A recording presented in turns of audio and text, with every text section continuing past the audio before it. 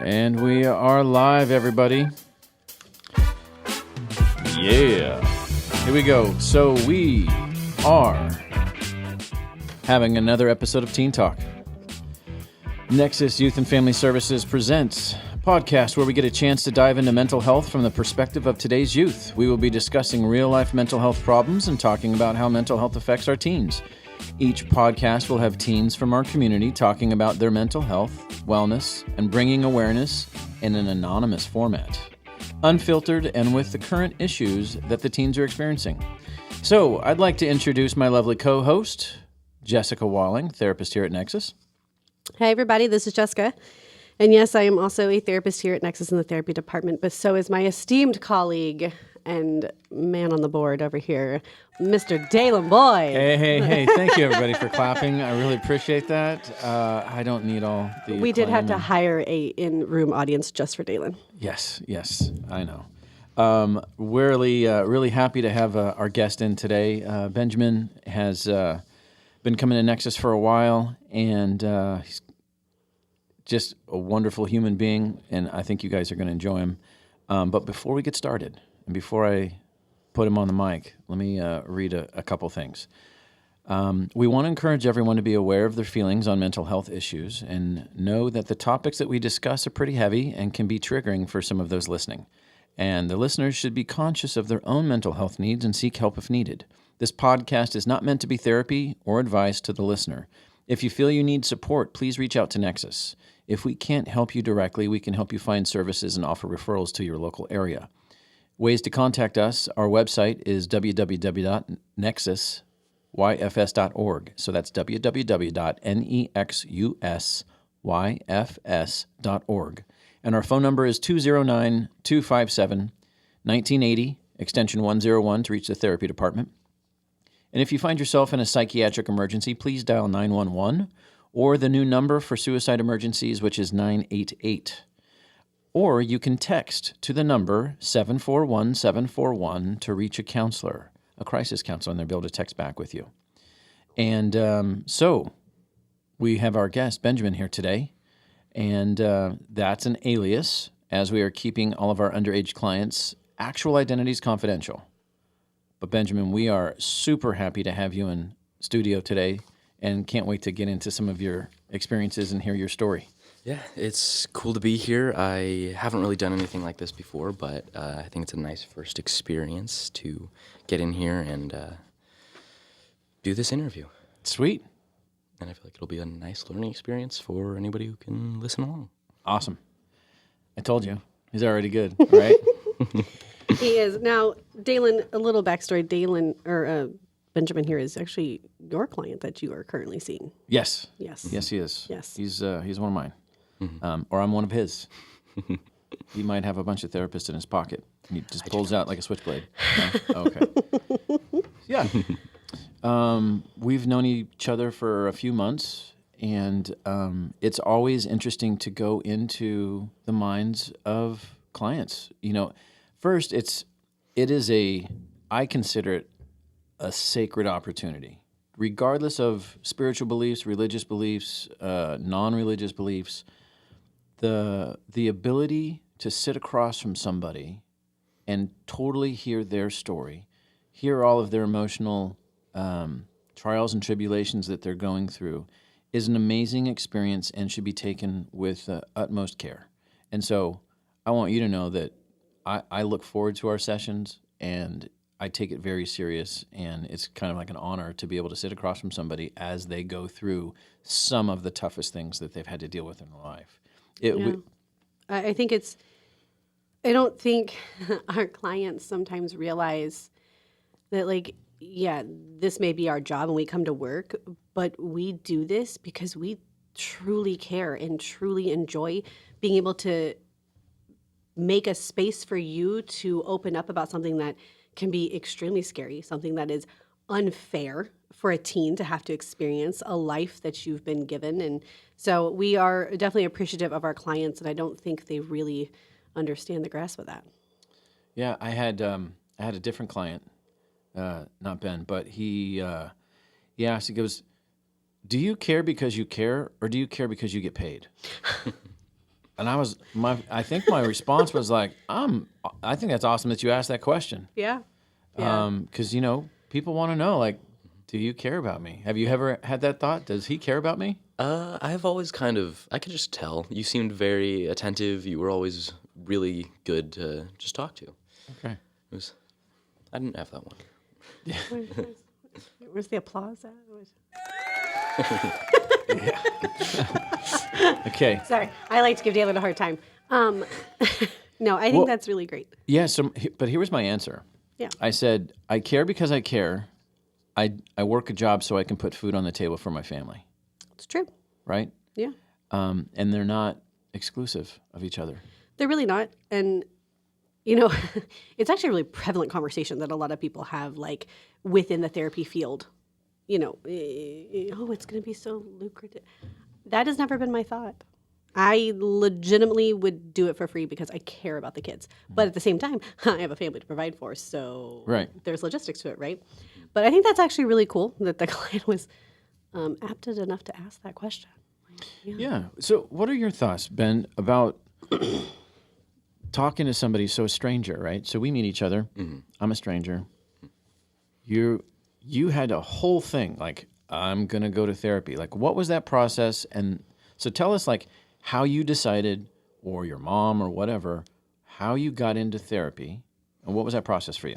Well, I feel like my situation was a little different compared to most people my age, I feel like, because I actually just kind of realized one day, I was like, I'm sad all the time. I don't like going outside. I just want to sit in my room for hours on end and not do anything because I didn't have any energy. It was just exhausting to get out of bed. And I was like, okay, this is not what I want at all. Because I used to be like the type of kid who would go out on bike rides every single day because just to have fun and hang out with friends, go to the park, go to the river, whatever. And I hated that I felt so, I don't know, confused, I guess. I felt trapped and I was just like, hey, Mom, can you try to set me up with like a counselor or a therapist or something? Because I feel like it would be really helpful for me to just be able to talk to somebody who's just there to talk to, I guess. And she did, and then I ended up finding you, and then I've been starting my appointments pretty regularly. But I feel like it's helped me a lot just to really think about things and actually, not let myself get trapped. Having somebody else there to talk to really helps you, think of things in a different way, I guess. So, have you done therapy prior to seeing Valen? No, I have never had a therapist or anything like that. I've had my sisters, and they've been like my therapist because I grew up with 3 sisters, but they don't live with me really. Mm-hmm. 1 or 2 of them do currently, but they hadn't for a while. But yeah, it was pretty hard for a bit, and then I kind of started getting more on it, and because I was just over the whole being mopey all the time. So since this is your first real experience with therapy, what did you think therapy was prior to coming? Kind of like this. I've heard a lot of mixed stories about therapy. A lot of my friends have either tried it or don't want to try it. Mm-hmm. And all throughout my childhood, even like my sisters and stuff, they went through therapy every once in a while and stuff like that. But I don't know. I've heard that some people say that like, oh, it's amazing. They help you get through your stuff. They help you work through stuff, and it's really nice to just have somebody to talk to. And then other ones of my friends have been like, oh, it doesn't work. I don't like it. It's just stressful and annoying and stuff like that. But I've also like gone into it with some of the people who are really struggling, who like my friends who I think need it, and I've like been like, hey, have you ever thought about this? And they're like, oh yeah, I tried it already and I hated it. And then I asked them why, and they were just like, I think they were saying it just didn't work or something like that, and saying that it was just a stressful situation or whatever. But I asked him, I was like, I was straight up, I was like, did you ever open up to them? And he was just like, no. And I was like, that's probably why it didn't work super great, because like I've kind of become some of my friends' therapists, and I've actually had to work on that recently because that was causing me some strain. But Absolutely. yeah, but I used to help my friends out with their mental stuff and all that stuff. But I would like recommend it. I would be like, guys, you should really try to go to therapy because it's a really nice way to just get it out of your system and keep moving forward. And some of them are like, yeah, I've been thinking about it too. And some of them, like I said, are just, So you saw that you had a problem. You felt like getting up is so hard, moving forward, constantly sad. yeah. But after hearing what your friends have said about therapy and how it didn't work, what really made you try? Well, the thing about me is whenever I do something, I don't like to not go 100%, if that makes sense. It does. So when I went into therapy, I was like, okay, I'm going to try to actually make a difference with my mental health and not just be stuck. So I was as open as I could be, as honest as I could be. It was a little strange at first because I didn't know you, but my mom actually kind of helped out in a way by kind of giving Dalen a rundown of my kind of situation. And that really, it kind of helped open the door so I didn't have to. Yeah. Whereas if I were to go into it, it would be a little awkward for me, I feel like.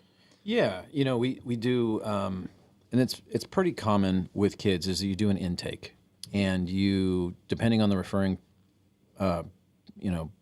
group, it could be the parents. You try and talk with them and figure out like what are their concerns for their child. Yeah. And I think it's really important to do that where the child's not there, so the I parent agree. can be honest. They can talk about really some tough stuff. The kids don't need to hear their parents talking about their issues. That can be a little traumatic. And, it gives me a whole bunch of ideas of where I could go and ask questions. It's like, okay, because, talking to somebody for the first time can be kind of scary. And if I know, just a few things to say, like, well, what's going on here? This is kind of some stuff that your mom said.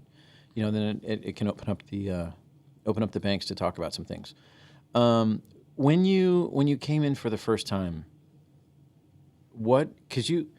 well, let me back up. You said something I think was an aha moment. It's one of those things I want people to hear. Mm-hmm. You went in wholeheartedly, I want to fix or I want to address or I want to try to help my mental health. Mm-hmm. Definitely. That's the key, Yeah. right? Just trying. Anybody. So if you're a teenager or you're an adult and you're going into therapy thinking, this is going to suck, I don't want to do this, I don't need help, you're probably not going to get helped. Yeah. You really have to be open, and you really just honestly, as long as you're trying, you're going to get somewhere. Because if you're just sitting there and like you're talking to a brick wall, if that's what they're doing and they're trying to get it out of you and you're just feeling like, I hate this, I'm not even going to say anything, then it's not going to work. You really, it's hard at first. It's hard to try to put yourself out there to talk to somebody about what you're feeling and try to be honest with yourself. But it's all about not giving up on Totally agree with you. on what you need. So if you can remember back to our very first session, what did I do as a therapist that made you feel comfortable to share stuff with me? Honestly, it's hard to know, but you just seemed like you were very kind. You weren't very pushy. You were obviously pushy enough to ask the questions, but you weren't overbearing. You weren't adding stress. You were just kind of being somebody to talk to, I guess, is what it felt like. I guess. Okay. I don't know. That's the best way I could describe it. So what if I wasn't those things? You were like, oof, I don't know if I like this guy. What would you have done? Honestly, if I didn't have the feeling of this guy seems like a cool dude to talk to, I probably would have either tried to have my mom find a new therapist or would have just kind of been more reserved, I feel like, at first. I like what you said. I would have had my mom find me another therapist. Yeah, I think that's really important and key. We've discussed it multiple times in different podcasts that it's important for the client to be able to have a say because it's not going to work otherwise. If they don't feel like this is working, you're not going to hurt our feelings to say, I don't really like you, dude. This doesn't work. That's not going to hurt our feelings because we want what's best for our clients. And I think that's awesome that you felt like you had the ability to do that and not have to feel like you were forced to stick it out and try it when you didn't want to. And I think looking for another therapist, if you realize the one that you have isn't working out, find somebody else. There's going to be, we all have different personalities. I mean, therapists are people too, right? So we've got different personalities. So find somebody that works. Then I just say that so people hear that. Because if you try therapy and it didn't work for you when you were 14, at 16, 17, you're a new person. You're completely different.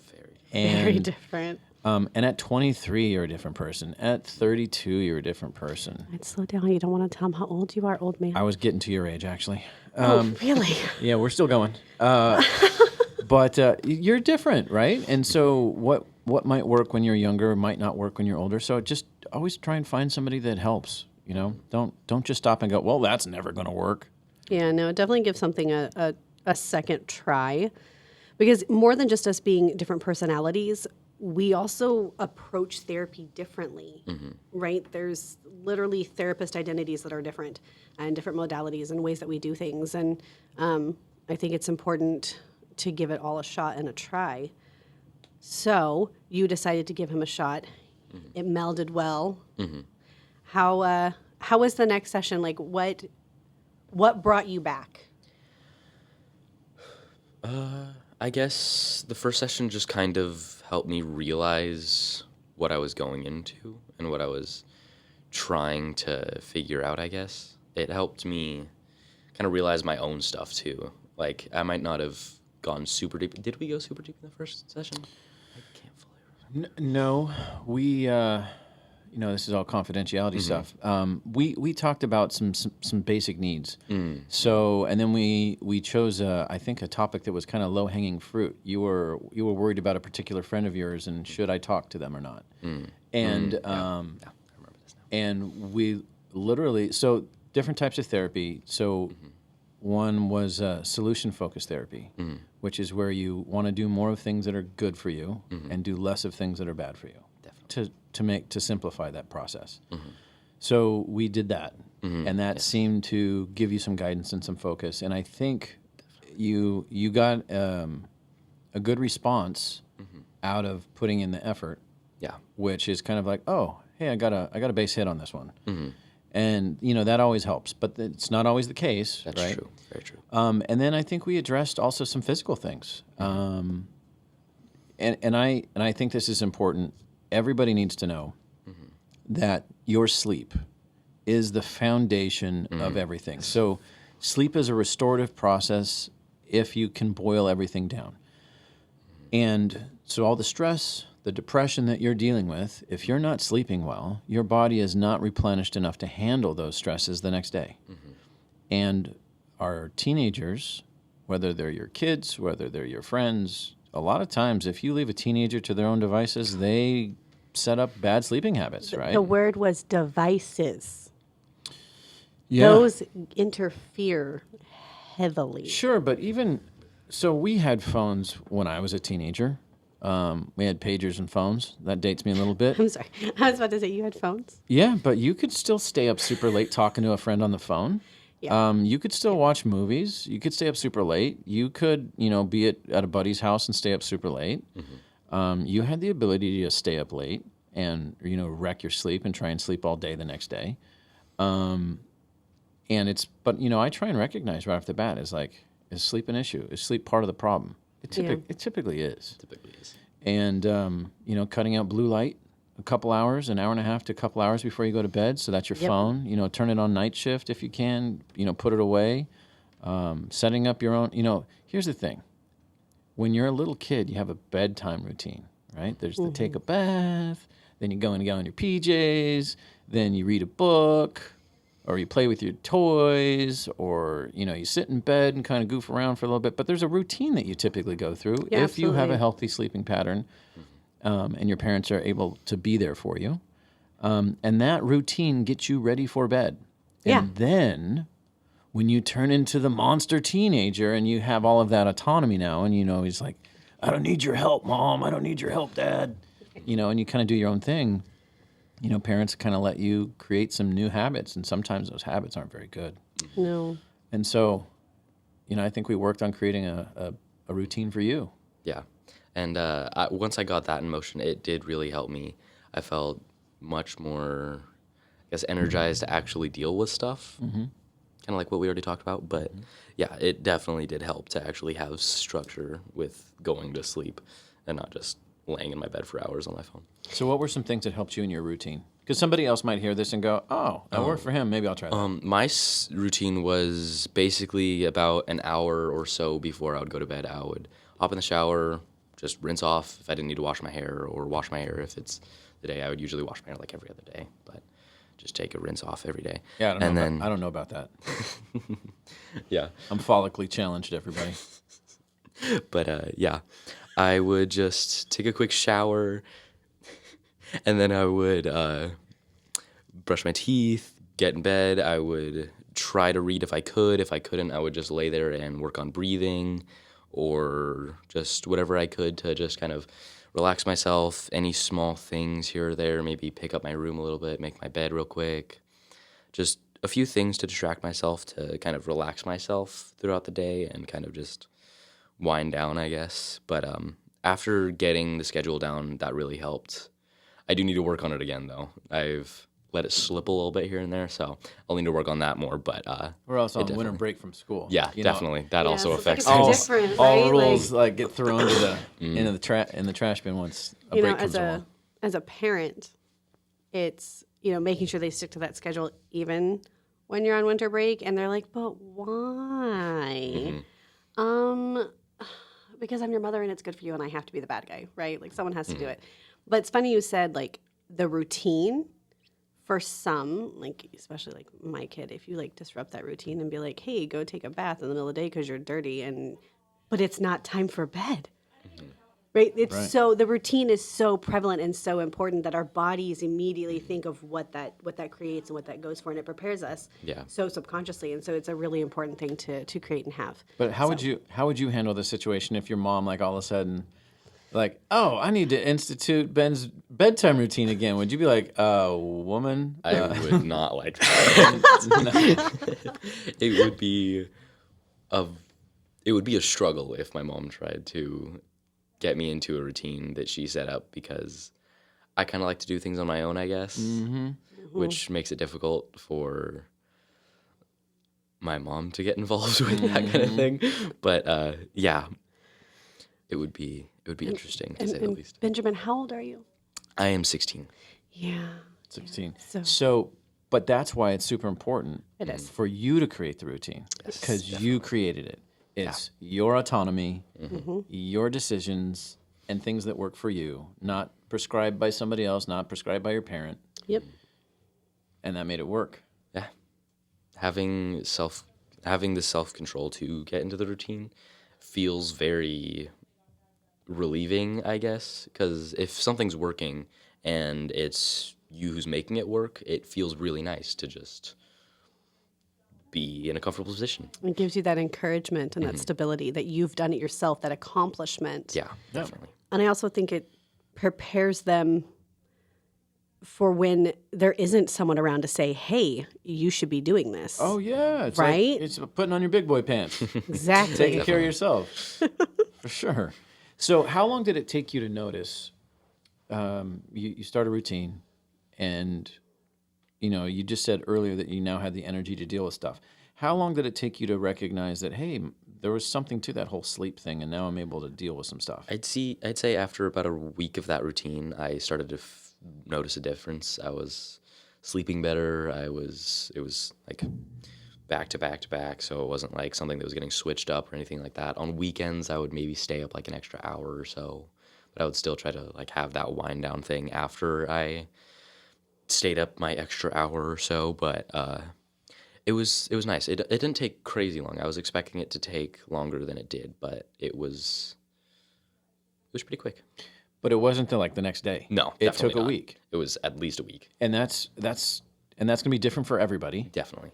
But it's something to know. It's like, oh, well, I tried that thing from the podcast. It didn't work. No, we're hearing from Ben right now. It took him a week, and teenagers can be a little impatient.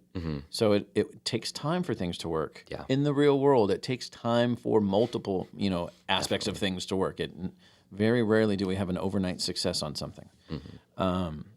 So we worked on a couple of those things, but then we've worked on a ton of different things in session. Definitely. And so I think it might be good at this point for the audience maybe to hear your story and kind of like your struggle.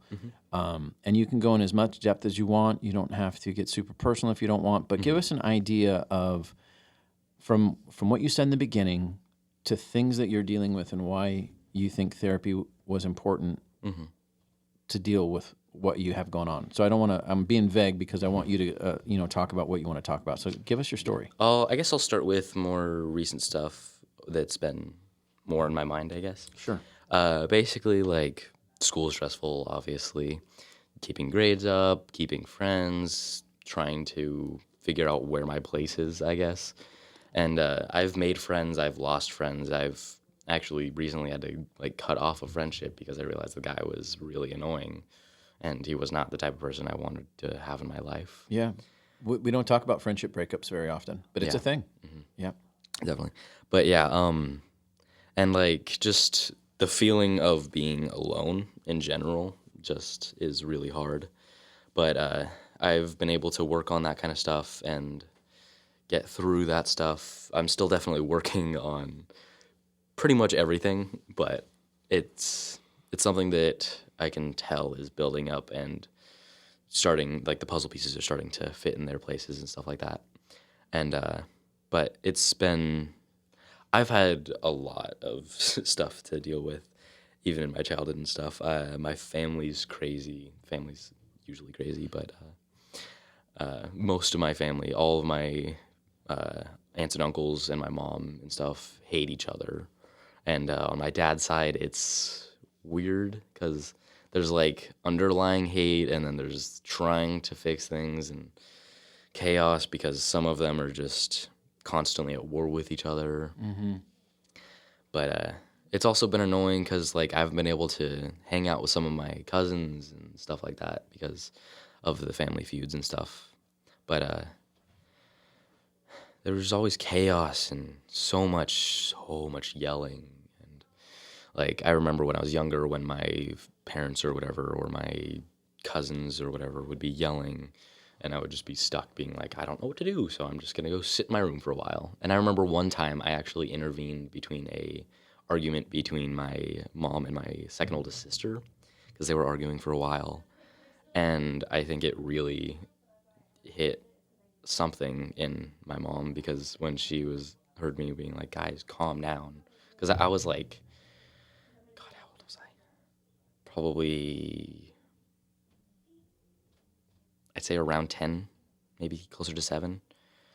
I've kind of always liked to help people and things around me. Like I've always been the person, I'm the dad of the group.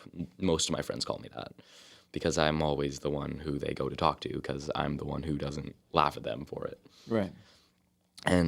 But it's also really hard to be the person that everybody goes to for help because then you know everything they're going through. And if one of your friends is dealing with if they're feeling suicidal at all, then you have to know that. And you have to be like, I think you should go to therapy. I think you should get help because I feel like you really need it. And then they just kind of shut it out. And then I'm like, if you're not going to do that, I guess I'll talk to you for a while. I'll make you feel better. I know how to do it because I know you. And That really puts a really heavy weight on your shoulders. yeah, that's something I realized in therapy, actually, that I need to work on that. Okay, everyone, you should see Daylit at the my moment. arms are up in a big like hallelujah. Yeah. Yeah. Okay. But so yeah, dealing with your friend's stress is something I had to realize is something really taxing. Like I love to do it, and I love to be able to be there for my friends as much as I can, but sometimes it's just, but, you work past it, and you sometimes get stuck in it for a while, but it's... I think that's important for everyone. I understand that all of our guests are 16, and sometimes I still wonder why they're 16 and not like 40 because they're so mature. But it's important for everyone. And there's a lot of adults out there who also don't think of, I can't take on everyone else's problems. Mm-hmm. Like, it's amazing the revelations that these teens are having. Mm-hmm. I think it's important to point that out. Thank you. Absolutely. Yeah, figuring out how to create boundaries between you and your friends, healthy boundaries. Yeah. And creating a boundary doesn't mean I don't care about you. Definitely not, no. I'm not, you suck, dude, don't talk to me anymore. Yeah, we're not saying that. You have to have boundaries in personal relationships, like a girlfriend or a boyfriend. You have to have those, because if there's some things that you can't handle and some things that are just not okay for you, then you need to make sure that they know that. Absolutely. And yeah, but and I guess another thing to kind of go off of, my parents got divorced when I was like 2 months old, so I have no memories of them together. And it's strange to hear my siblings, like my older siblings, be like, yeah, I remember when they were just kind of with each other, but there's not a lot of fond memories. I've heard like maybe 2 fond memories from when they were that age. Like there's been some crazy stuff. My dad went basically crazy for like, I don't know, it wasn't a long time. It was like maybe a few hours, but it was a pretty traumatic experience for everybody in the family, and it caused a huge divide. But my parents didn't even get divorced right then. It was like 2 months later after it that they got the divorce. But so the moving back and forth between houses was always strange, because I kind of was just a homebody because I wanted to be settled when I was at one of their houses. And like I would still go outside and play, but I didn't really like to be like, oh, we're going to the grocery store, do you want to come with us? And I'd be like, nope, I want to do my own thing. I want to have fun. And it made things, I feel like, more difficult to relax. I've been staying at just my mom's house recently, and that's kind of helped give me some more structure, because I'm not constantly dealing with, okay, I have to go over to my other parents' house this week or whatever. But yeah, it's strange, it's confusing, but I really like learning things, so it's nice to learn the different way life can be, I guess. Yeah. So for you, Ben, what was the hardest thing being in a dual household? They really like to talk about each other. They really like to express that they're not trying to make me hate them. They just want to know that they hate them. So that's not fun, I'd say. So your parents talked poorly of each other. Yeah, they did that a lot for most of my younger childhood, and later on, me and my sisters actually talked to them about that, and that we didn't like that. And we were like, I don't really care how you feel about them. You can feel how you feel. You can set your boundaries. I don't necessarily want to be forced to know everything that's going on in your mind about them. Like, I'm happy to know a baseline of, hey, I don't really want to talk to your dad, and I don't really like him. And then you can cut it off there instead of continuing to go in depth. And my dad also did that a lot. I'd say he did it the most. Yeah. So just a quick question. So to all of the parents that might be listening to this podcast, what advice would you give them on... If you're going to let your kids know that you're not happy with the other parent, make sure that you're not stressing your kid out with your views. Like, it's fine to just be like, hey, just so you know, we are separated because we can't be in each other's lives in a healthy way.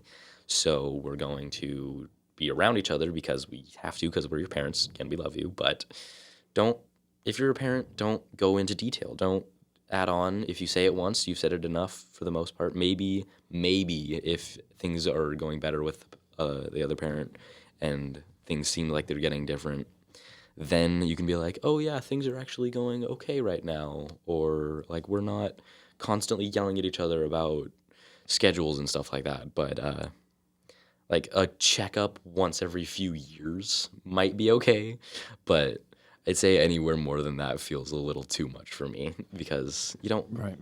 If having your parents be like, I don't like your other parent once every month isn't super fun, No, it's especially not. when it's from both parent and they're both saying things about each other. Yeah, that's super tough. It's almost like I wish because oftentimes lawyers have to get involved. Pardon me. Oftentimes lawyers have to get involved. It would be great if they just gave a service announcement. Hey, don't talk poorly of the other parent that's getting in the divorce with your kids. It's going to ruin them, or not ruin them, but No, it's it makes their There's- childhood really rough. here's the thing. Keep your anger to me. Don't talk to your kids about your anger. I think one of the things we've talked about, I think the most today is parents controlling their own emotions.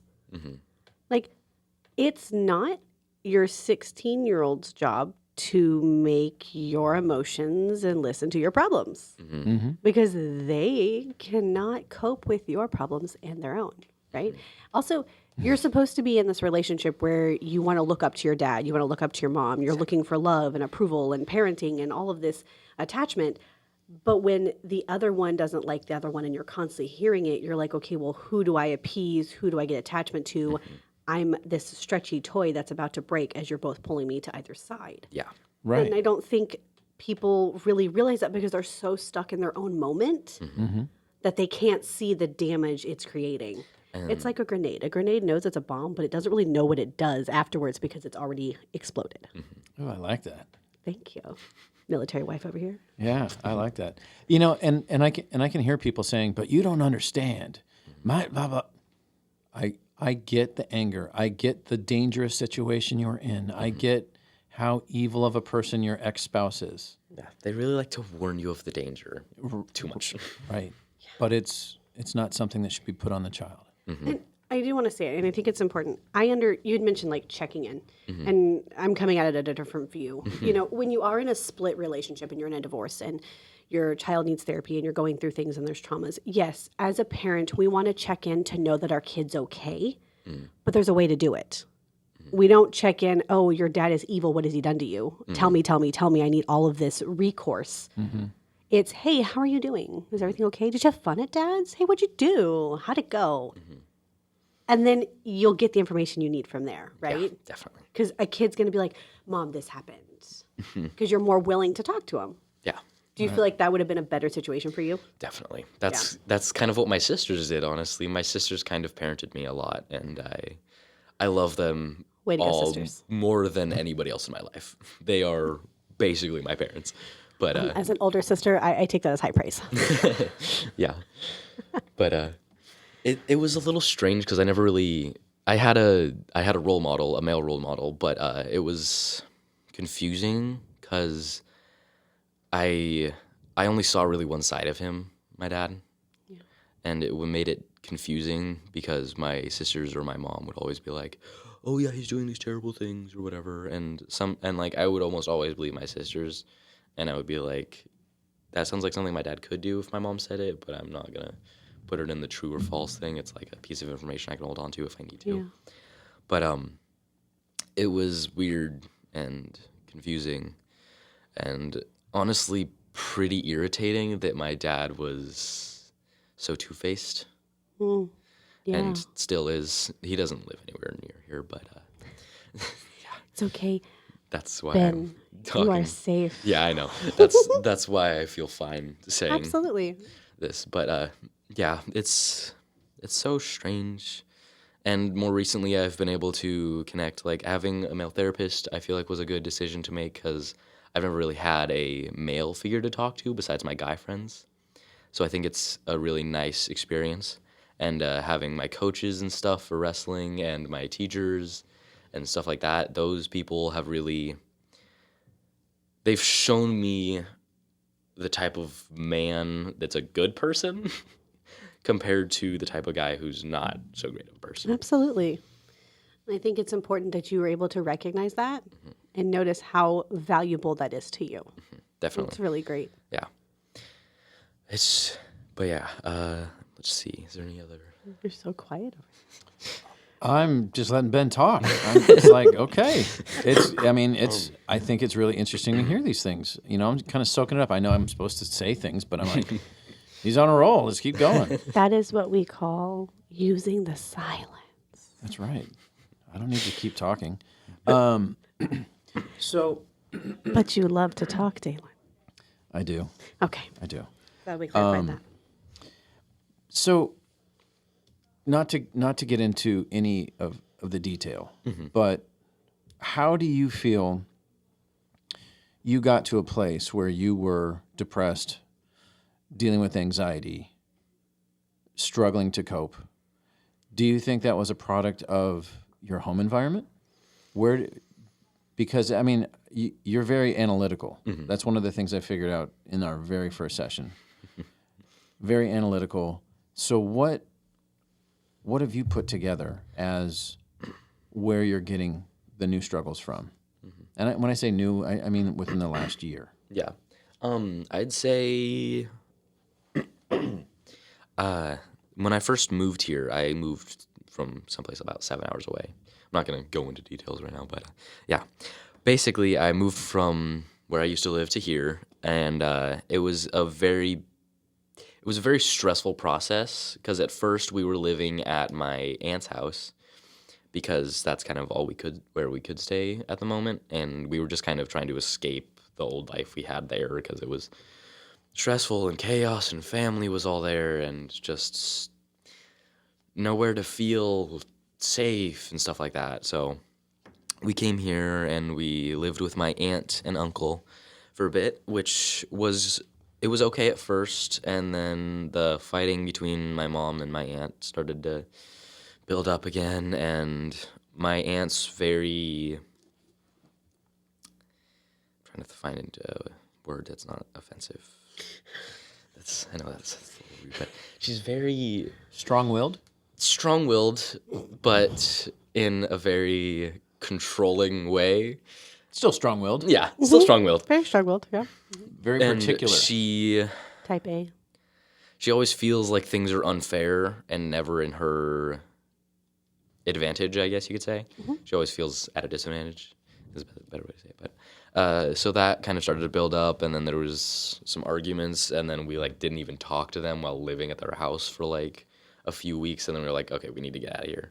Yeah, it's So really awkward. Yeah, so we found this nice family with basically an extra house, and they were like, you could stay here, you just gotta do some work trade for us, do some work around here, fix up this stuff, do some electrical work.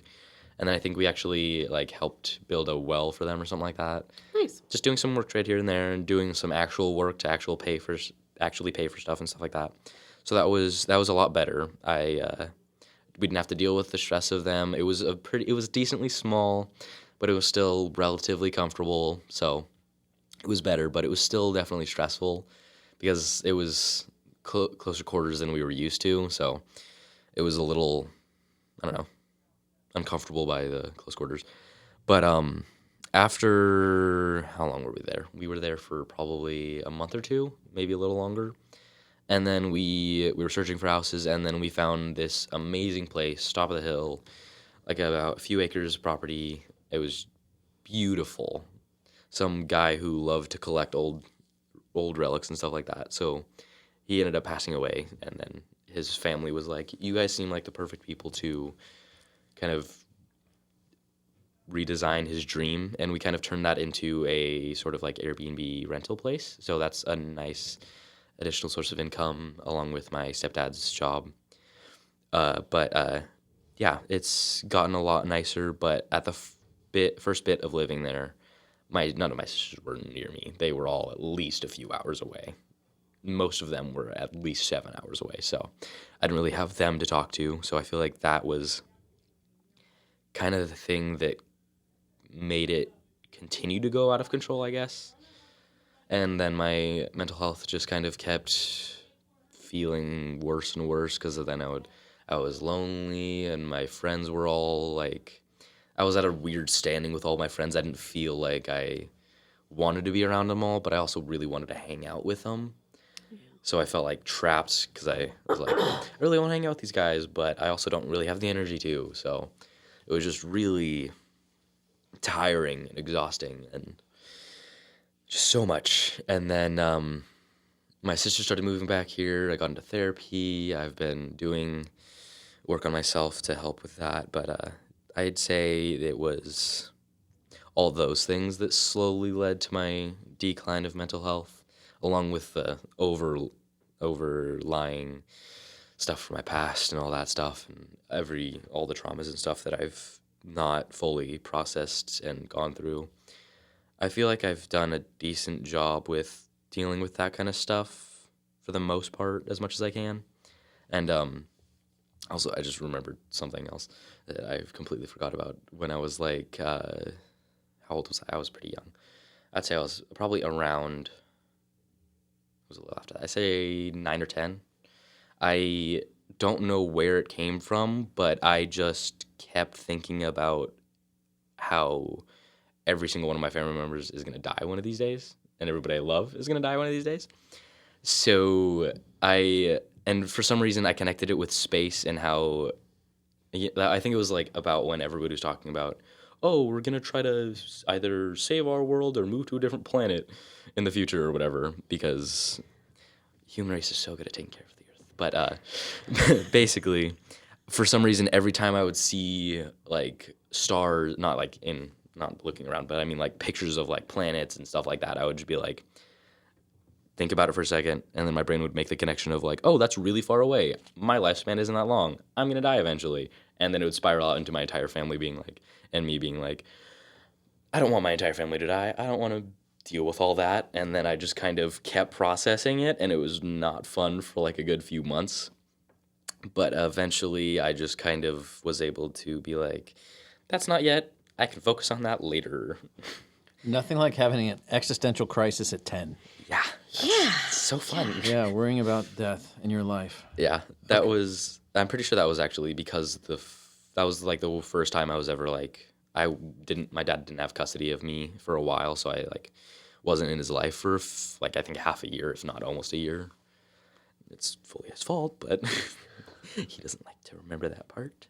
But yeah, that was definitely something that I feel like affected me a lot, because it was so consuming. Like I would just break down in tears for like a solid 10, 20 minutes just thinking, and then eventually it'd be like, and I would go outside and I would do something for a while, or I would go watch TV or something like that, or hang out with a friend. I don't know. Anything to distract myself. Hang out with what?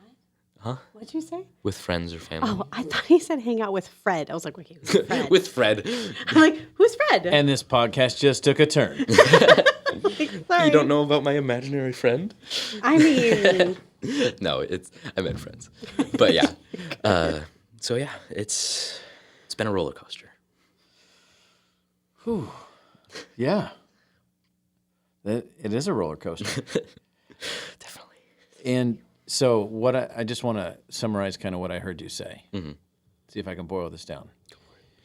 Chaotic, back home, you move, then you're in a chaotic place. Again, moving, some tension, family tension, moving again, not feeling settled, feeling alone, and all of that eventually just kind of wore down on you to the point where I just kind of had enough of it all, and I was you just had like, enough. I don't want to deal with this anymore, so I'm not going to just give up. I'm going to, I guess, ungive up.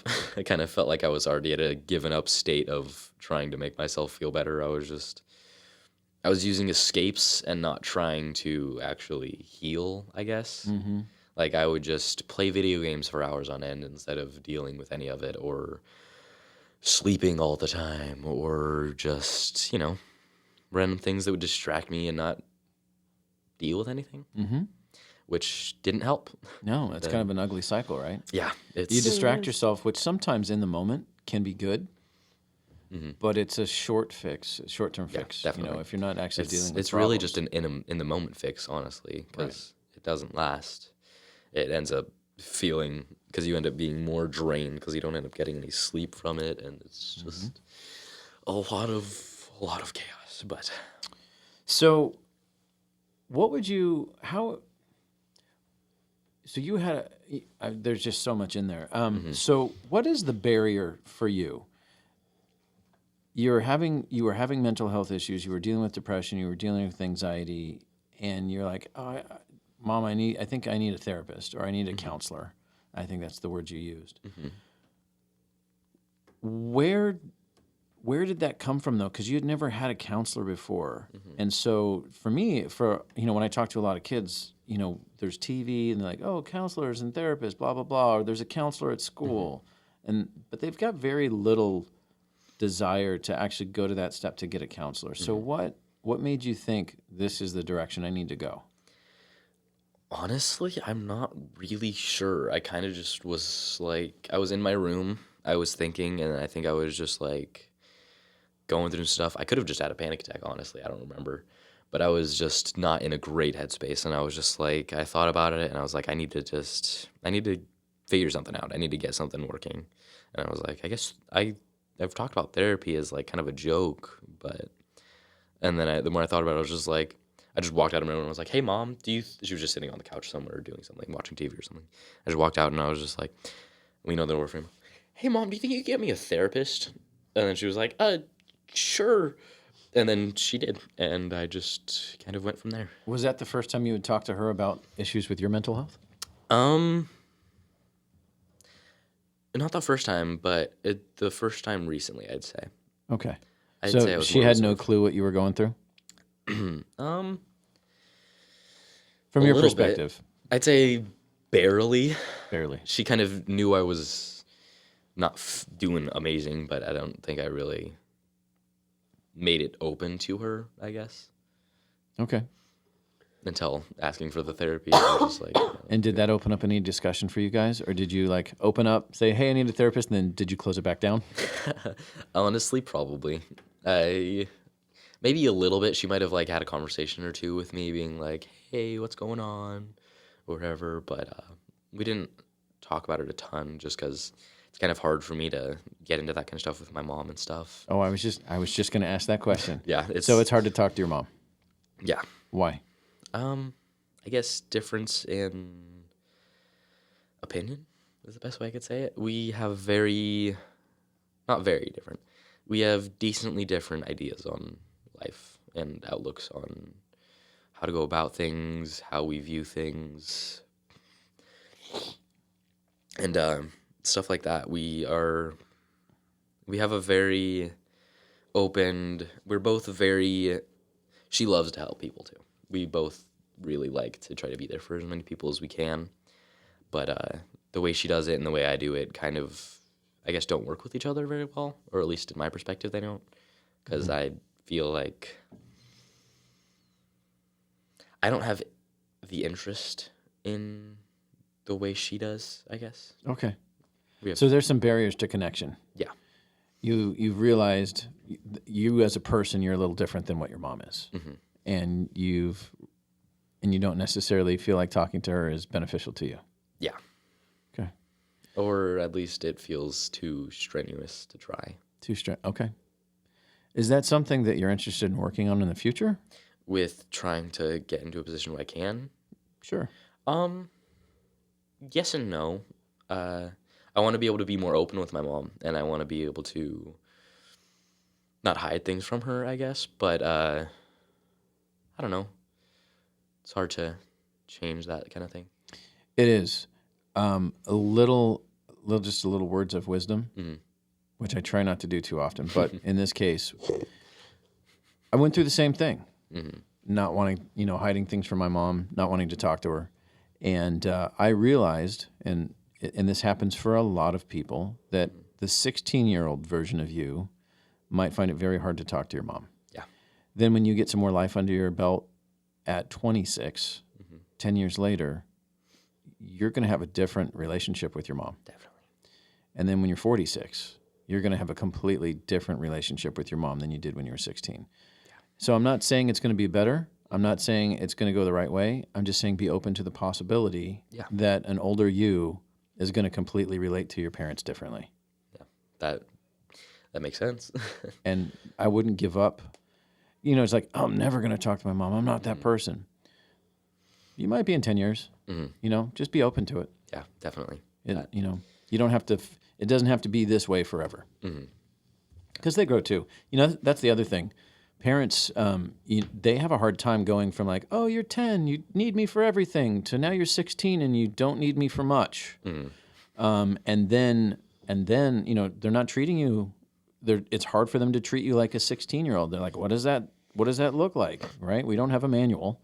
And then you're at 26, and then they realize it's like maybe you're helping them, you know. And then they look at you as a completely different person. They're not using the same old stories anymore. They're not trying to lecture you about stuff. And you're like, oh, they're actually pretty cool now that they're not trying to parent me all the time. They're just being a person that loves me. You know, that opens up a lot of possibilities for relationships. So just be open. Of course. Everybody out there listening, just be open. What do you think, Jessica? All I think of is I want to tell my son he can always come to me and talk to me. That's all that's going through my head right now. I mean, my son is 8, right? So I know that, like, there is that complete possibility when he turns 9, 10, and on, that I'm not going to be the person he's going to want to run and talk to and be that person. And I've accepted that, especially, like, in the field we're in, trying to be as mindful of not being the therapist mom. Like, oh, my mom's a therapist and she makes me talk about my feelings. Yeah. Trying really hard not to be that person. My kids don't therapize me. Actually, my son's vocabulary and the way he uses things, I'm like, I use terms around you too much. You are using bigger words than you need to. But, you know, just wanting to create that safe space and know, I've been in that situation, not with my mom, but with my dad. Definitely. And I currently don't actually really talk to my dad. And that is my choice. Yeah, definitely. But, you know, it's hard. My brother went through the same thing, and he is 25 and really trying to build a relationship with my mom. And just because it's hard when you go through a family with divorce and different things and wanting that communication and being there, and it is going to feel different. But also know that it's important for you to create the boundary of how you want to communicate. Like, that's okay. Because you're putting yourself first, and that's important too. And so I do commend you, but I also agree with Dalen. Keep an open mind, be willing to. And son, if you're listening, I'm always there for you. I had to throw that out there. I'm sorry. Oh, okay. So dealing with friends, because I think this is an important one, specifically for a teen talk, is your friends come to you for a bunch of help.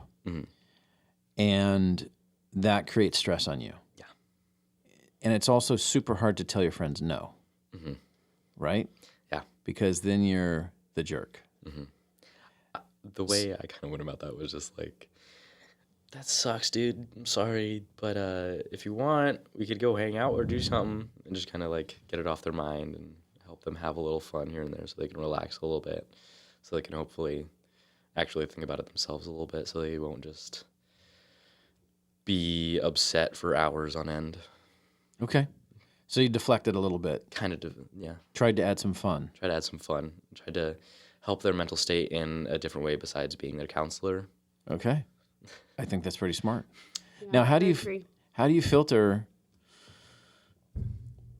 I don't know if there are any. I don't think using the phrase "typical teenage problems." I don't think that's appropriate. Yeah. But how do you filter? Let's use a scale. Age appropriate? Well, no. Let's use a scale. So in the business we call them a SUD scale, and that's like 0 to 10, right, or 1 to 10. A 10 being I'm calling 911 right now for you. Help, right? Yeah. And a 1 is like, dude, that sucks. Yeah. Let's go. Let's jump online and play video games. You know. Yeah. So how do you filter? What is like 1 through 6? Like, I can deflect this one. This is not a big deal. And then somebody comes to you with an 8.5, and you're like, dang, I need to be here for them. How do you deal with that? When it's more of an intense thing, I kind of make sure they're actually coming to me for advice and not coming for somebody to talk to. Because if they're just wanting to talk to me about something, then I listen. And if they are just coming to me and they're like, I don't know what to do.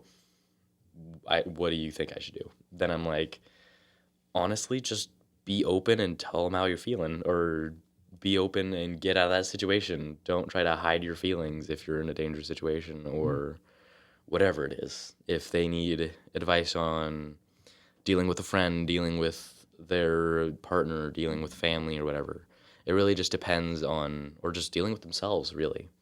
Like, it depends on what they need. And if they really need help, I'm gonna help them, or I'm going to hand them off to somebody who can help them better, or be like if it's somebody who's like really stressed out and they have a partner, I'll be like, are you good? Do you want me to go get your girlfriend so that she can help calm you down, or do you want me to get your boyfriend so that they can help you out better? Because usually those people are the people who are best at it. Or if they don't have somebody, I'll be like, have you thought about therapy? Have you thought about going So to you're this? so you're triaging everybody's issues.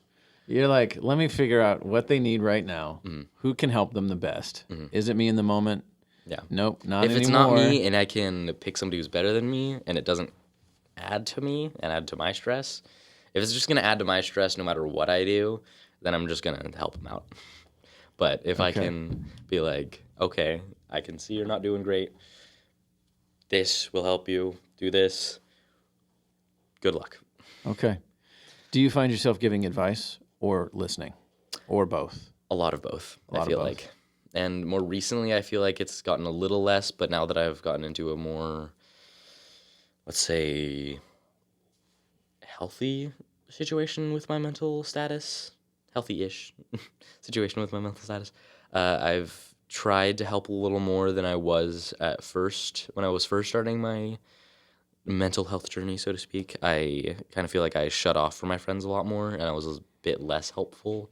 I was still, like, I wasn't just, like, leaving them out to dry, like, leaving them out to deal with it themselves and be, like, kicking them or whatever. I was just kind of being like, yeah, that sucks, I'm sorry, bro.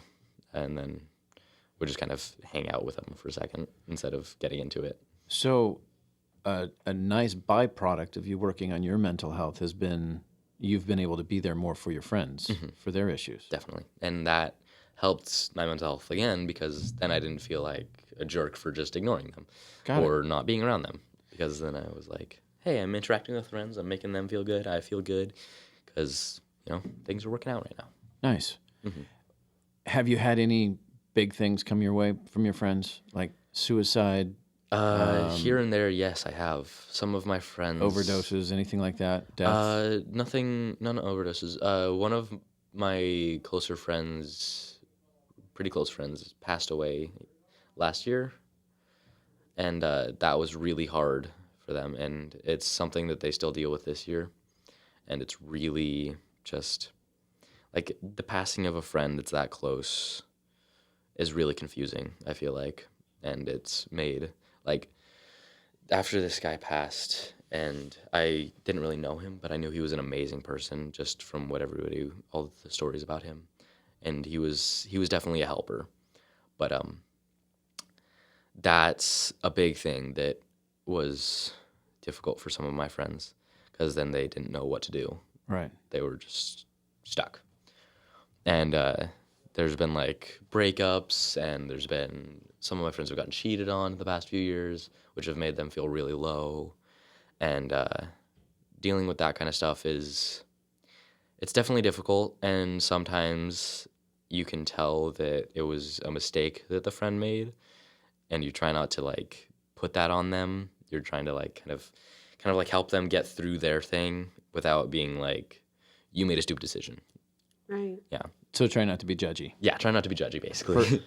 I always felt like it was so easy to persecute any mistake. Like, you have to be so perfect in high school.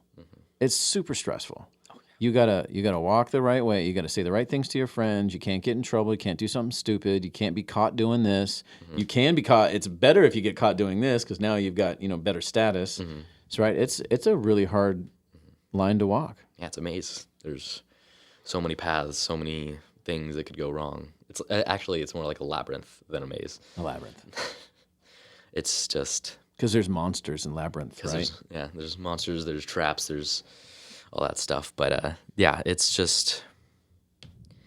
a big thing to try to get through high school. And luckily for me, I haven't really had to struggle with my grades as much, but the social part is definitely difficult. I like to be a very social person, but from moving here, I didn't know like anybody. I kind of have my group set up a little bit, but it's so everybody's constantly trying to fit in and constantly trying to change, constantly trying to be happy that it's so Do you think there's a hierarchy of like cliques and groups at your school? kind of here and there, I'd say so, but there's also a lot of people that are just kind of friends with every group. There's a lot of both, I'd say. There's definitely the distinct groups because they like hang out with their groups at lunch and stuff like that. But like in classes, sometimes I see it, sometimes I don't. It could just be that I'm friends with a lot of, well, I wouldn't say friends. I'm acquainted with a lot of people because I'm decently outgoing, I like to think. And so I'd say there's definitely cliques and there's kind of a hierarchy here and there, but for the most part, I like to try to be the person who kind of ignores that and just is friends with people and not really the groups. Because, like, I'm not really in a lot of groups. I'm kind of just friends with people from groups here and there. Right. You're the rebel walking your own path. Sure. People either jump on your ship or not. Yeah. And I like to keep those around me who will actually be good for me. Like, if I have friends that I realize are, like, bring people that I don't like around me, or they're friends that are causing stress for me, and they're just being annoying and stuff like that, or just irritating, or whatever they're doing. If it's not something I like, I won't be like, hey, I don't like you. I'll be like, just hang out with them less until they kind of get the hint that I'm not super interested in being around them Okay. without being a douche about it. As much as I can, at least. Oh, So you curate your friend group to make sure that you've got good people around you that make you feel good. And after I started doing that, I didn't do that as much in the beginning. It was more of just I was in my group because I didn't know where to go. Sure. Because I didn't really have You a lot of just friends. moved. Yeah. Right, I you just didn't moved. know. I was just hanging out where I how could. long have you lived in the area? A little over a year, I'd say. This is new. Yeah. This is like freshman year, I fresh. moved in like 2 months before freshman year started. And so you're I'm sophomore. sophomore. Okay. But yeah, so it's been crazy. So how would you I 100% agree with you. I think curating your friends, making sure that you've got a good group around you, people that are emotionally stable, they're not doing stupid stuff, they're not getting you into trouble, they're, creating a good environment for you, they're giving you social support, right? I mean, we can make a list of what makes a good friend group. Yeah. But you actively, nope, these are the people that I'm hanging around with. These are the people that I'm putting my energy into. And sometimes it can Talk up- change Yeah, real fast. real fast. Talk about how you do that. I mean, I know you said, well, I just don't hang around certain people. You like go in more depth about it? Yeah, like Yeah. how would you suggest to somebody? Because like there are, I would say if there's a person who's like openly making you uncomfortable, if you can, just be like, hey, I'm a little tired. I'm gonna go do this thing real quick just to relax. Just like, you don't have to put it on yourself. You could, or put it on them. You could just be like, I'm not feeling great right now. I'm gonna go sit down over there and just chill out. so you don't recommend texting the group and go, so and so's a douche. I'm not hanging out with him anymore. No, because that can turn around and bite you in the butt real quick. Because It's like a conservation process where he really is being mindful of others' feelings, but also being mindful of his own and putting himself first. And I want to commend you for that because that's really great. Most teens wouldn't. They don't care. They want to spread the drama. But you take the time to care. And I think that's great. I like to be somebody that most people, if not all people, are just like, he's a pretty cool dude. I'm fine with that being how people view me. And that's how I like to be viewed. So I work hard on being as nice as I can while still being happy. Because if it starts to turn into a thing where I'm unhappy all the time and everybody likes me, I'm going to be like, I'm okay with a few people hating me as long as they're people who aren't worth being nice to. Like if it's somebody who's like, they're a great dude, I really want them in my life. But if it's somebody who's like really annoying, who's constantly being a jerk to me, hurting my feelings, making me feel unappreciated, wanted, I guess is a better word to say. But really just focusing on how you feel in each moment. If you're around your group, just check in and be like, am I having fun, or am I just here because I don't want to be left out, or I don't want to be lonely, or I don't want to, you want to fit in. You want to fit in. Everybody wants to fit in. Got it. So you've come to that revelation. I'm not happy in this friend group. What if you're not social? What if just changing friend groups isn't very easy? How do you do that? I'd say it's take it slow. Take it slow. Just make your small changes. But what if I'm the person at lunch that sits by myself because I'm too scared to go up and get in a group? Or I'm the person that is like, I'm super quiet and I'm not very social. How do you find a friend group? I'd say if you are the type of person who is more of a lone wolf or somebody who doesn't feel like they fit in, I feel like it's good to just, if you can, really just put yourself out there in the smallest way you feel comfortable doing, just a little bit outside your comfort zone. Just like if you know somebody who's really nice but you're just scared to talk to them, don't be. If you can, and you can push yourself to even just talk to one person, just talk to them for like 2 seconds. Just be like, hey, how's it going? As you're passing by them. You don't have to have a conversation. Just here and there, throw that out there. Get yourself comfortable with being around people as much as you can. And then when you build up your courage, when you build up your strength of, I'm okay with going out there and trying to talk to somebody and trying to be friends with them. And most people love when you try to be friends with them. If you're going after and you're like, I want to be friends with you because you're a really cool dude, they're going to be like, thank you, that means a lot to me. Because, like, people love to be admired. Can you say that again? Because I don't think that's common knowledge. I don't think people know that. Because if I'm the scaredy pants, and I'm talking from experience right now, if I'm an introvert, and the idea of talking to somebody That's great. It's their favorite people to be around. scares the dickens out of me. People want to know that you want to be friends with them? Yeah, people love to be liked. That's in high school, that's all anybody wants. They want to have friends. They want people to be like, if there's somebody who's so scared just to talk to people in general, to put themselves out there. If they're just insecure, it's fine. It's fine to be insecure. It's fine to be worried. It's fine to be scared. That's what keeps us safe. But it's fine to put yourself out there and just be like, hey, you're a cool dude. I want to be friends with you. Or if you're in PE, you could be like, to somebody who you think is cool, you'd be like, do you want to play something? Or do you want to do this thing that we're doing as a class together? Or whatever. Or just be in their group. You don't have to go all in. You can find another person who doesn't really like to be around a lot of people. If you don't like being in big groups, then find your other person. So with that, how would you recommend or mention or say about the fear of rejection, how overwhelming that can feel? The fear of rejection, I dealt with that a lot too. I was always scared to just do anything really, because in elementary school, everybody knew everybody. Right. It was a super small town where I used to live. Everybody went to the same high school. Everyone went to the same middle school. Everyone went to the same elementary school, kindergarten, preschool, all that stuff. I moved to a new elementary school, and everybody knew each other from preschool. So I didn't know anybody, kind of like now. And at first, I had one friend.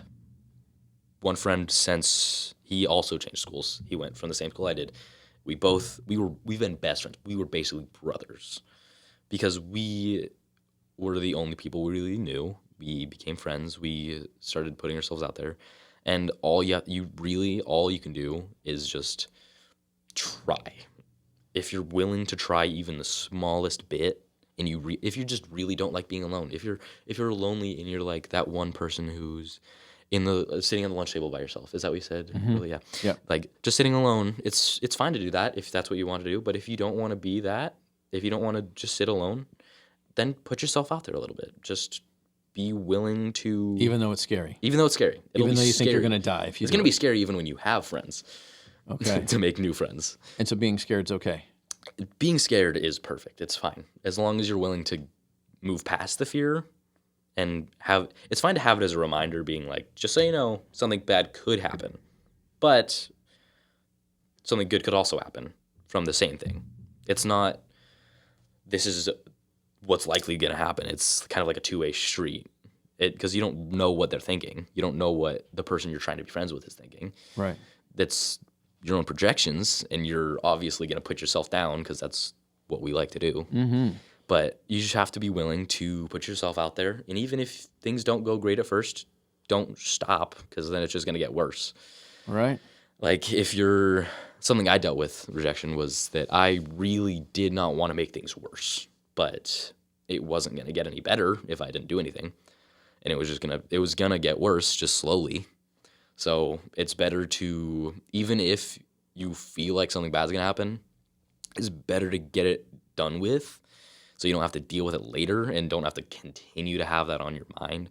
Because when you're dealing with something like, say, you have a friend you don't like, you are constantly dealing with like, oh, I have to see them tomorrow. Or say you're not a very social person, you're like, I don't want to have to figure out what to do tomorrow because I don't have anybody to hang out with. But you just have to just look for people who fit with you, I guess. Find where you belong, don't try to make yourself belong somewhere. Find the place that you already belong. Because I feel like a lot of people try to change themselves to be around other people. But I feel like a lot of times that ends up just hurting you, because then you're just constantly stressed out about like, what should I do? What should I do? What should I do? Right. I like to do, my headspace is I do what I want as long as it makes me happy and it's not hurting anybody else.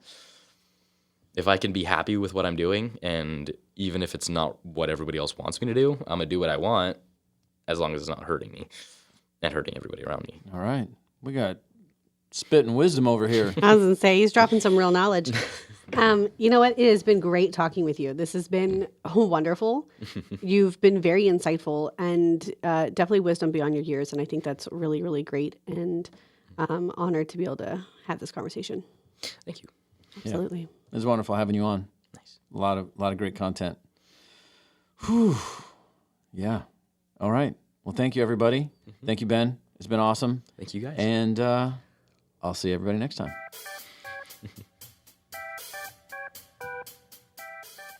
You going to sing again, Jess? No. You made fun of me. Oh, thank you. I was ready with the mute button anyway, folks. Trying to protect you. All right. Thank you. See you next time, guys. Bye, guys.